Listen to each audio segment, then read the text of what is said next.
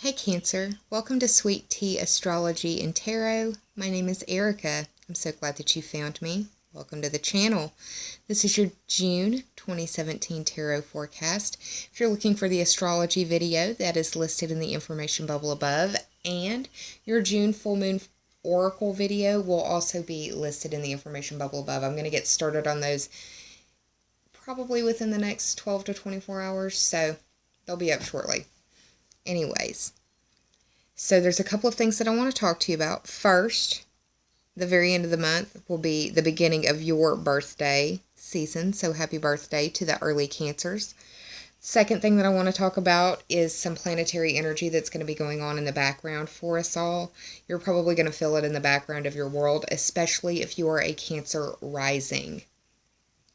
We've got Jupiter and Neptune not playing very well together, and this will bring about a tug of war between two different areas of life for you, between the 4th and the 9th house, and this is where you're going to need to watch your expectations and to be realistic. Another planetary energy that I want to talk to you about is the Cardinal Cross, which will be kicking off as well, and that will be putting another focus of tug of war between 4 houses on the astrological wheel, and this is between the 10th house, the 4th house, the 1st house, and the 7th house. So that 4th house is probably going to be feeling a pretty good amount of pressure. That is the house of home and family, or roots and foundations. That is the house that you traditionally rule on the astrological wheel, Cancer. So now that I've got that out of the way, let me go ahead and grab my cards and give some shuffles. I shuffled off camera, and I'm going to be shuffling now on for y'all. I intend on pulling 4 tarot cards for you, and an oracle card from the Crystal Mandala Oracle deck by Elena Fairchild. The artwork is by Jane Marin.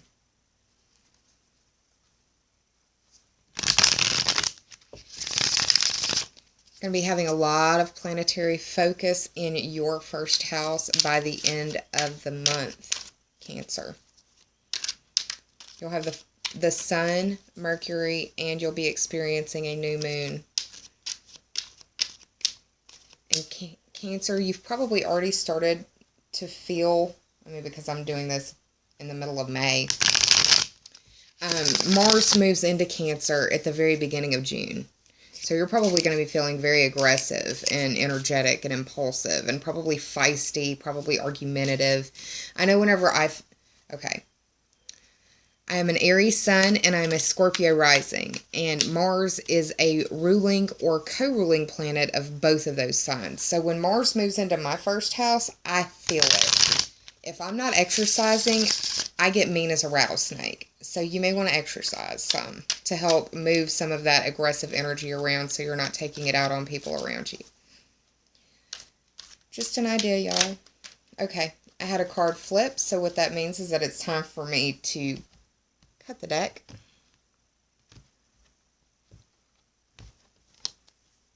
Alright.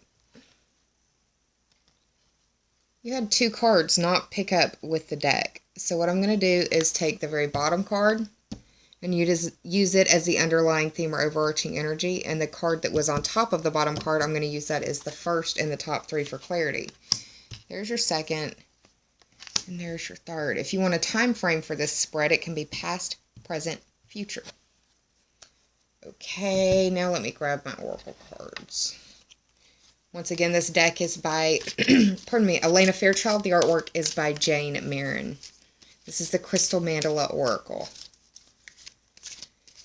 And Elena Fairchild brought together the energy of different ascended masters, goddesses or like deities of other cultures and religions, and gemstones, and has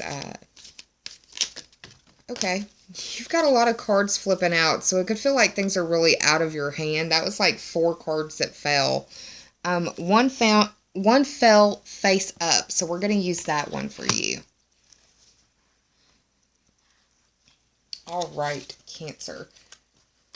Oh, how pretty. You got the Goodwill card. And the only reason I'm doing this is because it fell face up. But we've got the moon right here. And Cancer, your ruling luminary is the moon. So what I'm going to do, because this is a super long introduction, I'm going to hit the pause button really quick, flip these cards over, do the tarot math, and I'll be right back with your story, y'all. Hang tight, because I'll be right back. Hi Cancer, I'm back with your cards, so let's go ahead and get started. The underlying theme or overarching energy is the Knight of Cups.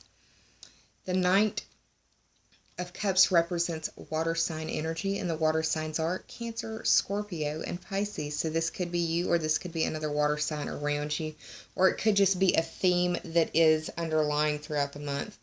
Depends. The Knights always represent movement, or their messengers, just depending.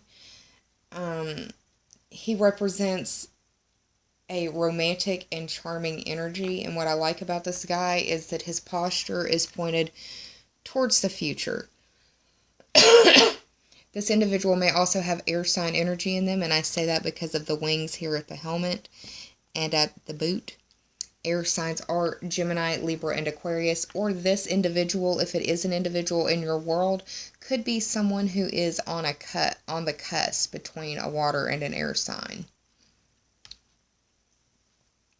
So interesting. The first card in the top three for clarity that was pulled for you is the Queen of Swords, and she fell upright, and she is also looking towards the future. So your focus is in future, or your focus should be on the future is what it's looking like. The swords represent air sign energy, and the air signs are Gemini, Libra, and Aquarius. She represents the theme of influence. And the energy associated with this card is one of being a very perceptive, quick thinker. I see this person as a professional lawyer, debater, argumentative individual. This is somebody who knows the facts of the case, has her case written, knows the argumentation behind it, and will school your ass in a debate in a second. Do not get it twisted. But she's just. She's fair. She's willing to listen to both sides of the argument. And it may be that you are looking at the past and realizing that something that happened, or a situation, an argument that came up where you may have felt wronged. You understand how the person in the past was in the right. And I say that because these next two cards are in the reverse. And she's looking towards the future, and these two cards being in the present and the future, it could be that you have to look to the past to unlock why the future is looking the way that it's looking. And it could be that this Queen of Swords is a very persuasive individual. I like to think of her as a wordsmith, and I say queen because it's showing up as a female character. Her words can be very cutting, though, as well, and she likes to cut to the truth of the matter, not necessarily one for small talk per se. Not in this situation, it doesn't look like at all. She wants the facts. The card in the present represents, the card in the present is the Hierophant reversed. The Hierophant is the number 5 card on the astrological wheel, and that is the house that is traditionally ruled by Leo. That is the house of your children. It's where you fall in love. Okay.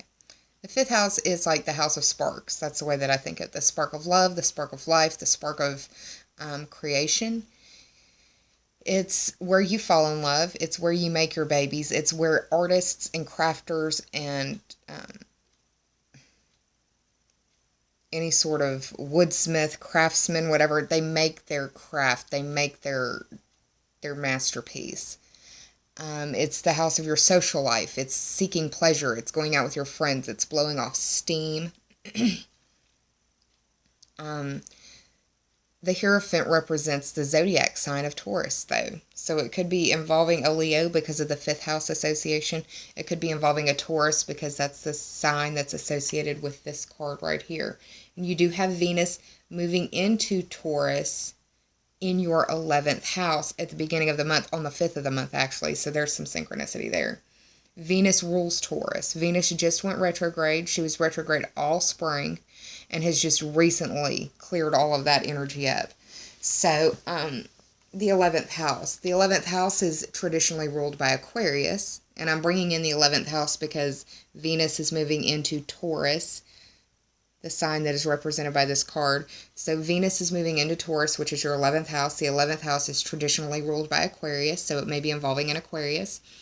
The 11th house I also think of as the house of the internet, and it's the house of your future wishes, goals, and dreams. It's also the house of your friends, groups, memberships, teams, and associations that you may belong to.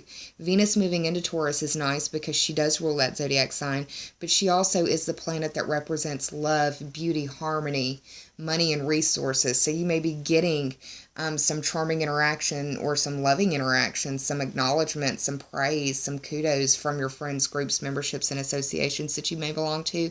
It may be that you're dealing with or looking at some money coming to you from internet means, possibly. Really just depends, but I'm giving you as many different associations as I can through the tarot and the astrology as I see it linked. This Hierophant card is, aside from representing Taurus, also it embodies the theme of determination and sometimes being stubborn. It can deal with authority figures. I see this woman as an authority figure in either your world or in your life, someone that you have to answer to, or possibly an authority in her field of expertise. But the Hierophant card deals with authority figures, and that can be authority figures in your world. That can be your boss. That can be your spouse. That can be the law. That can be people who are experts in their field. It can also indicate a spiritual or a spiritual or a moral test. It can also indicate a search for meaning, and that search for meaning could be triggered by a very upsetting catalytic event. And I say upsetting because this is in the reverse. I also see the Hierophant card as the card of bureaucracy, a lot of hands, a lot of eyes, a lot of minds, a lot of hands, making decisions, passing papers. There's a hierarchy. There's people that have to have meetings. There's memos on those meetings and decisions being passed down after the fact. It's not just you go to this person and it's a yes or no. It's a process. The final card that was pulled for you is the Three of Swords, and this is not a fun card, but I like it better in the reverse than in the upright. In the reverse, it feels like the swords can fall down, that the weight of the swords will fall. The last two cards, the majority background color is silver, and this card right here is got the clouds in it. In the upright, I would tell you that there is silver lining in the situation and that the tools are in your hand to find it, but you're going to have to dig for it. But in the reverse, it could be that you're not going to find that silver lining unless there's the silver lining is hidden right now. The 3 speaks to the theme of communication. The number 3 speaks to the 3rd house on the astrological wheel, which is ruled by Gemini, and that is the house of your short distance trips, your siblings, cousins, neighbors, people in your neighborhood. It deals with your technological and communication devices. It's how you speak, and it's how people interpret you. It's how you interpret others and how you digest information as well. It's the commute that you take on a daily basis. So not only the vehicle that you use, but the road, the path, and the way that you go. Swords represent air sign energy. The air signs are Gemini, Libra, and Aquarius. So I've mentioned a few of the signs. I've mentioned a few of the associations as well. For some of you, though, it may be that it's a situation. This card deals with heartbreak and grief, and I also see it as a choice between your head and your heart. It may be that some of you aren't making this decision. It may be that someone is coming to you with the decision. It may be that some of you are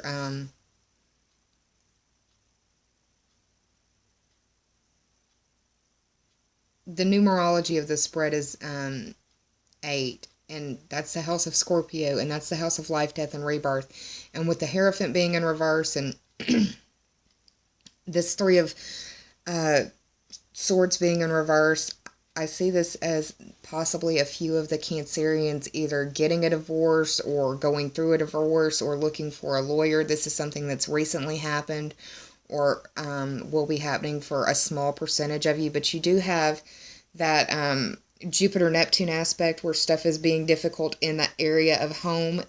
And you also have that Cardinal Cross, once again, where that area of home is being impacted again, which is why I'm feeling like for some of you it is a divorce situation. Not all of you, but some of you. For others of you, it's not a divorce. It's just, this is a waste of time. This is a waste of energy, and I need to refocus, regroup. I need to transform this in some way. That 8th house, like I said, because this tarot spread ended up being 8. 5 plus 3 is 8. That is the house of Scorpio. It is the house of transformation. It is the house of rebirth. It is the house of metamorphosis. It's the house of other people's money and sexuality as well. Life, death, and rebirth. Primal, basic, and human instincts.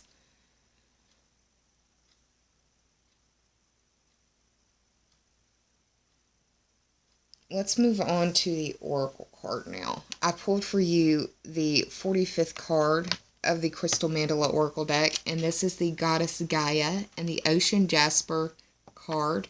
It's goodwill, like peace on earth, goodwill to men.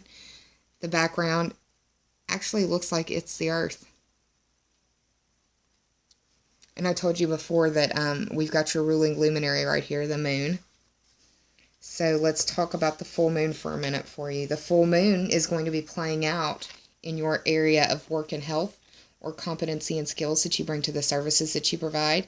It's also your daily to-do list and your daily agenda, the things that you do on a very regular basis to make your life, body, and environment work at the most efficient, best, optimal way possible.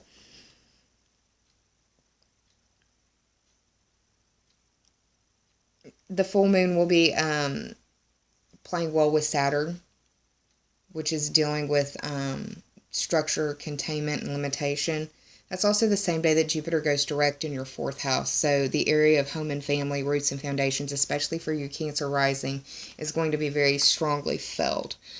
The Goodwill card dealing with Goddess Gaia and Ocean Jasper, it really... The first thing about it, let's talk about, is this is a Crystal Goddess 888 card, and that's an 888 vibratory message. Those themes are power, mastery, authority, strength, and leadership.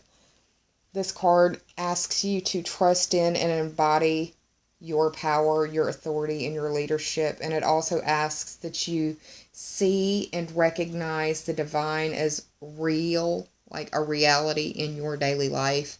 Not just going to church on Sunday, but having a real experience with Creator every day. It's important. And that's not knocking people who do go to church or don't go to church. I've had my own personal path in the way that I believe it. The way that I've learned it, or how do I put this? My personal belief is this. We are all climbing up the very same mountain that we call life. And we're all trying to make it to the top. And the way that I get to the top and the way that you get to the top may look the same in some areas, but be completely different in others. And that's okay. Because we're all climbing the same mountain and we're all trying to make it to the very same top. That's the way I see it. I was born and raised in church.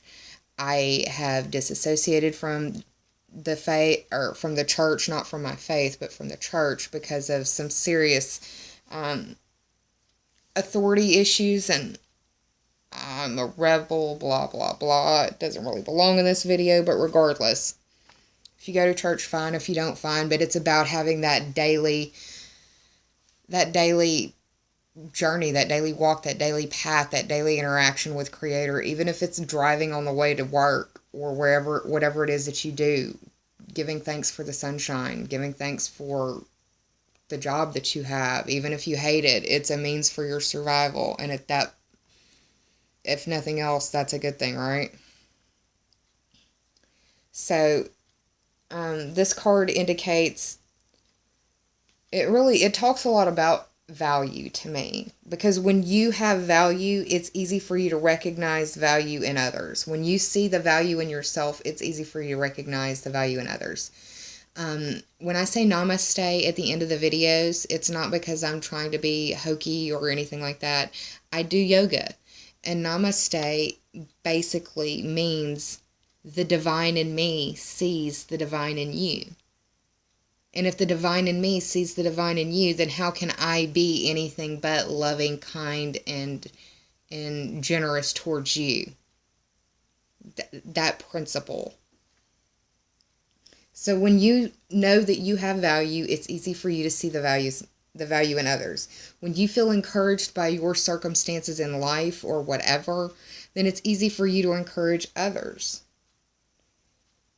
Basically, it's a law of attraction type thing. What you put out in this universe comes back to you. Remember that an encourager generates goodwill, like a source of power. They believe in their own destiny, and they operate within a field of abundance. Generating this goodwill within yourself can serve as a protective barrier to ill will around you. So it's important for you to facilitate goodwill in yourself, to encourage others, and to protect yourself. But be genuine in your enthusiasm and in your encouragement for others. Be genuine in that, because you genuinely want to put it out there, so it genuinely comes back to you. There is plenty of room on the stage for us all to shine in our own particular strengths, and we shouldn't want to shine in any other area but what we're strong in, right? And the fact that we're human beings, we can't be strong in everything, in all things. That's just not how it goes. But that's what I've got for you for this June 2017, Cancer. I hope you enjoyed it. If you did, please like, share, and subscribe. And if you already have, I thank you from the bottom of my very grateful heart. I'm going to be around for that full moon oracle reading. I'm going to start those, like I said, within the next 12 to 24 hours. And I'm sending you a lot of love. I do hope that you're well. Please take care of yourself, and please be kind to yourself. Save some of that kindness for others, because we're all going through private battles in our world that some of us may never speak about to another living soul. So tiptoe gently in the lives of others, Cancer.